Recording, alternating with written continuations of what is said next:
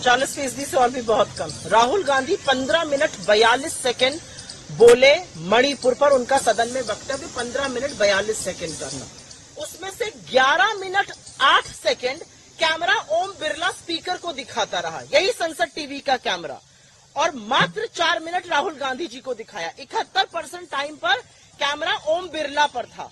ये क्या मतलब है? आप क्या छुपा रहे थे?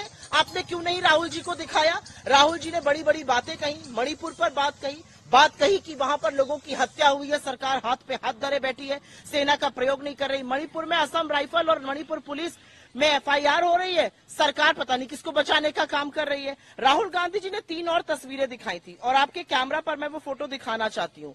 एक है ये अडानी के जहाज में मोदी जी की फोटो, उसके बाद दूसरी फोटो है आराम से नौश फरमा रहे मोदी जी अडानी के हवाई जहाज में, तीसरी फोटो है अडानी का भारत में कहां कहां व्यापार बढ़ा मोदी जी के आ जाने के बाद। ये सारी अपने आप में बड़ी बातें हैं, इसको क्यों नहीं दिखाया गया? 71% टाइम पर ओम बिरला को देख रहे थे। विपक्ष का सांसद और सबसे मजबूत आवाज बोलेगी, ये किस तरह की ये लुच्चई है, ये गलीचपना है, इसको क्या कहा जाए? ये कुछ नहीं है, ये तानाशाह, एक कायर तानाशाह का डर है। मैम, राहुल गांधी ने जब बयान दिया उसके बाद स्मृति ईरानी ये भूल जाती है कि ये टेलीविजन चैनल नहीं है, ये भारत का सदन है। आपकी नौटंकी का अखाड़ा नहीं है। अपनी बेकार की एक्टिंग और झूठा आक्रोश बंद कर दीजिए। मणिपुर पर बात हो रही है, हर वक्त मुद्दे से बरगलाने की, मुद्दे से भटकाने की कोशिश बंद कर दीजिए। दम है तो मणिपुर पर बात करिए। बेवकूफी का आपने वहां पर भाषण दिया और अभी फैक्ट चेक करूंगी मैं और बताऊंगी कैसे आप वीपी सिंह की सरकार में शामिल थे, समर्थन दे रहे थे। जिन वाक्यों को आपने गिनाया तब आपके लोगों ने कुछ क्यों नहीं किया? आज आप क्विट इंडिया मूवमेंट की बात करती है, किस मुंह से बात करती है क्विट इंडिया मूवमेंट की? जिस दिन महात्मा गांधी ने क्विट इंडिया मूवमेंट का आह्वान किया था, मौलाना आजाद हमारे अध्यक्ष थे, नेहरू, पटेल, आजाद, गांधी गिरफ्तार हुए आज के दिन, श्यामा प्रसाद मुखर्जी ने चिट्ठी लिखकर बोला था कैसे उस आंदोलन को कुचला जाना चाहिए। मुस्लिम लीग के साथ, जिन्ना की मुस्लिम लीग के साथ मिलकर सरकारें चला रहे थे। इनको क्या लगता है इनके झूठे आक्रोश से इतिहास बदल जाएगा? स्मृति ईरानी अपनी बेकार की बातें बंद करें। 78 दिन तक जो बोल नहीं पाया उसको कोई नैतिक अधिकार नहीं है सदन में बोलने का।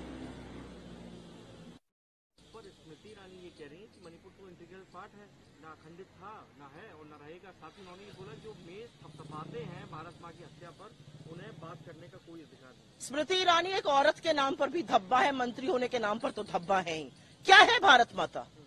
क्या भारत माता पेड़, पल्लव, नदी, नाले, पहाड़, मैदान यही है? भारत माता इस देश की जनता है, इस देश के लोग हैं, इस देश के वो नागरिक हैं जो इस देश को अपनी मां कहते हैं। और 160 वो नागरिक मार डाले गए हैं मणिपुर में। 160 से नागरिक मारे गए, 60,000 से ज्यादा वो नागरिक विस्थापित हैं। हर व्यक्ति में भारत माता है, मेरे में भी भारत माता है, आप में भी भारत माता है। अगर आपकी, आपके समुदाय विशेष की वजह से हत्या होती है तो भारत माता की हत्या है, वो गलत है। और अगर भारत माँ में आर्मी और पुलिस के बीच में लड़ाई मची है तो और क्या खंडन होगा? आप दो समुदायों को आमने सामने आज खड़ा नहीं कर सकते हैं मणिपुर में। एक भारत की बात करते थे, 2 मणिपुर के टुकड़े कर दिए हैं। इस देश के टुकड़े करने वाले नरेंद्र मोदी और इनके ये बेशर्म मंत्री हैं। जिस तरीके से उन्होंने धारा 370 का जिक्र किया है, स्मृति ईरानी तो मेरे सवालों के लायक नहीं है क्योंकि वो सिर्फ और सिर्फ झूठ प्रचारित करती हैं।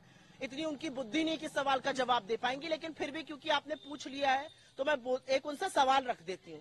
स्मृति ईरानी, ये बता दे, 370 आपने हटा दिया, आपने जम्मू कश्मीर के टुकड़े कर दिए, आपने उनको राज्य का दर्जा हटा दिया। क्या कश्मीरी पंडितों की हत्या बंद हुई है? और जब कश्मीरी पंडितों की गिन गिन कर हत्या करी जा रही है, चाहे वो स्कूल की एक अध्यापिका हो, चाहे वो बैंक में काम करने वाला राहुल भट्ट हो, जब हत्या होती है तो आपकी सरकार क्या करती है? आप करंट के तार से लोगों को करंट लगाते हैं क्योंकि वो प्रोटेस्ट करते हैं। आप लोगों को डराते हैं, धमकाते हैं, उन पर लाठियां बरसाते हैं। 3.5 महीने से कश्मीरी पंडित यहाँ पर बैठे हैं सरकार से बात करने के लिए। स्मृति ईरानी की सरकार के पास वक्त नहीं है बात करने का।